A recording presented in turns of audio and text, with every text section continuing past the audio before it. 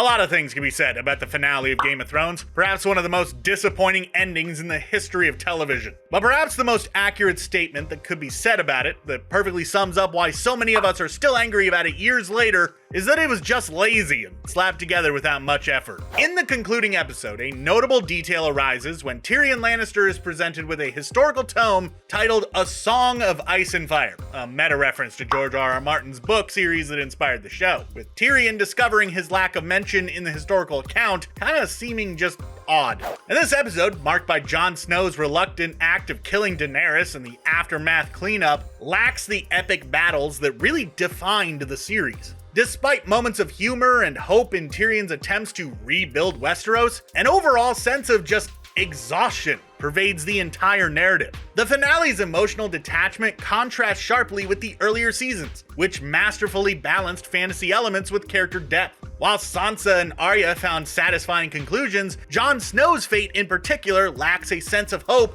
or anticipation, leaving the fanbase yearning for a more fulfilling resolution. And yeah, sure, we got House of Dragon, a prequel series that has gained some acclaim for its adaptation of Martin's Fire and Blood, but that ending to Game of Thrones still left us with a sour taste in our mouth. And HBO's planned Jon Snow series, titled Snow, just simply raises skepticism about revisiting the Game of Thrones universe due to that lingering disappointment in its finale. The overall sentiment among the fanbase suggests that despite the show's undeniable impact, its concluding episode failed to meet the expectations set by its earlier seasons, which may have permanently damaged our hopes for connecting stories to bring any kind of satisfying closure.